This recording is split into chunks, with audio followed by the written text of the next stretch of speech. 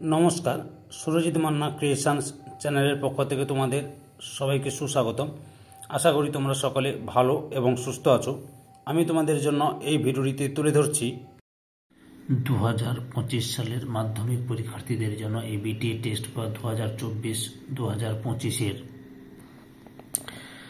Life science তথা জীবন বিজ্ঞানের যে সমস্ত পেজগুলি রয়েছে তার মধ্যে আমি এই ভিডিওটিতে তুলে ধরছি 847 নম্বর পেজের এমসিকিউ এসিকিউ প্রশ্নের সম্পূর্ণ সমাধান করছি। অলরেডি আমি তোমাদের সামনে 38 থেকে 809 নম্বর পেজ পর্যন্ত সমাধান করে দিয়েছি। ওই ভিডিওগুলো দেখতে চাইলে আমার চ্যানেলের প্লেলিস্টে গিয়ে দেখে নাও, না হলে এই ভিডিও ডেসক্রিপশনে তার লিঙ্ক দেওয়া থাকবে, এখানে ক্লিক করে দেখে নিতে পারো। চ্যানেলে নতুন হলে চ্যানেলটিকে সাবস্ক্রাইব করে চ্যানেলের সঙ্গে যুক্ত হয়ে যায় এবং ডান দিকের বেল আইকনের অল অপশনে গিয়ে প্রেস করো যাতে পরবর্তী ভিডিও নোটিফিকেশন পাও। ভিডিওটিতে লাইক দাও এবং কমেন্ট করো এবং ভিডিওটি তোমাদের বন্ধু বান্ধবীদের মধ্যে প্রচুর পরিমাণে শেয়ার করো। আলোচনা শুরু করছি। বিভাগ কয়ে একের দাগের প্রথম প্রশ্ন, উদ্ভিদের যে চলন অক্সিন হরমোনের দ্বারা নিয়ন্ত্রিত হয় সেটি অপশান ক এতে ট্রফিক চলন। 1.2 থাইরয়েড গ্রন্থিকে উদ্দীপিত করে। অপশান সিতে টিএসএইচ স্টিমুলেটিং স্টেরয়েড হরমোন।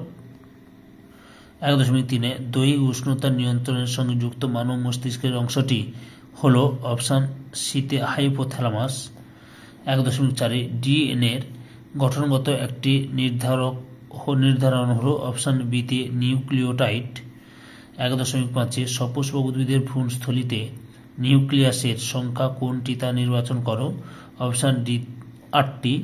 1.6 মানুষের ক্ষেত্রে নিম্নলিখিতগুলির মধ্যে কোনটি একজন স্বাভাবিক পুরুষ মানুষের ক্ষেত্রে প্রযোজ্য।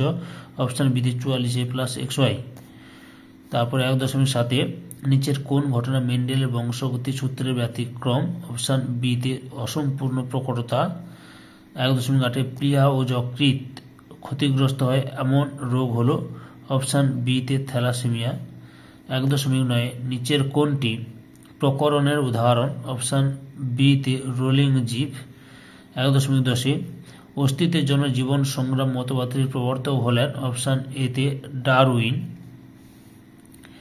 1.11 মিলার ও উরে তাদের পরীক্ষার জন্য কোন পদার্থগুলো ব্যবহার করেছিলেন।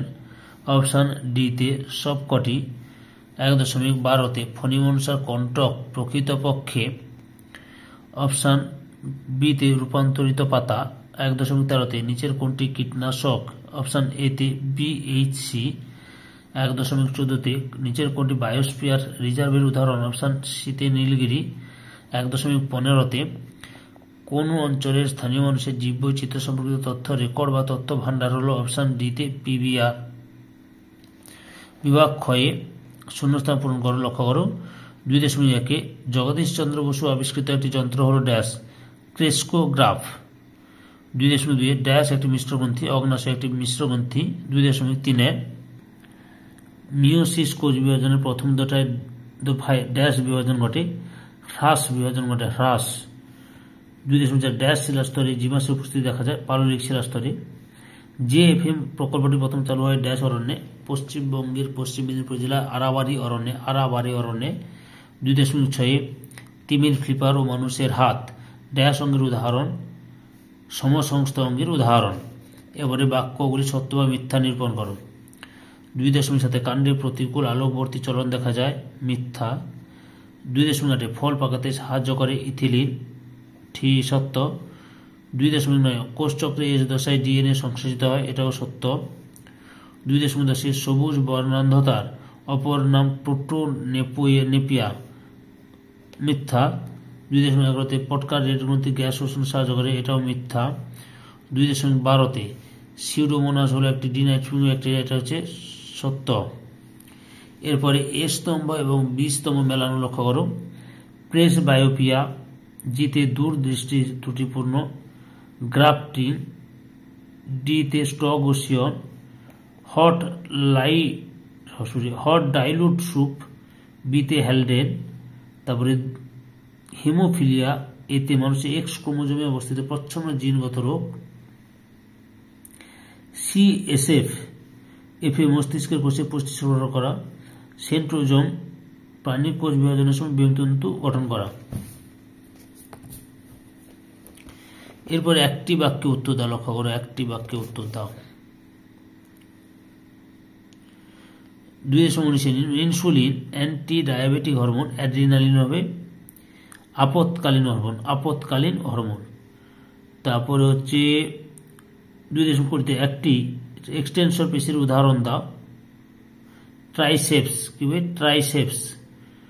2.11 সরি 2.11 হবে 2.21 অটোজোম 44টি সেক্স ক্রোমোজোমে 2টি ক্রোমোজোম থাকে। 2.22 উদ্ভিদ দেহের উদ্দীপকের প্রভাবিক স্থানান্তরে গমনে কি বলে? স্থানান্তরে গমনকে কি বলে? ট্যাকটিক চলন বলে। কি ট্যাকটিক চলন বলে।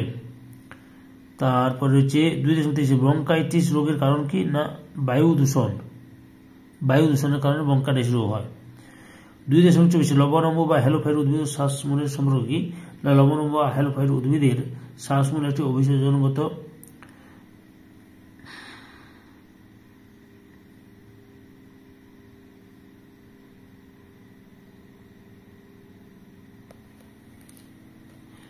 শ্বাসমূল একটি উদ্ভিদের উদ্ভিদের শারীরবৃত্তীয় অভিযোজন।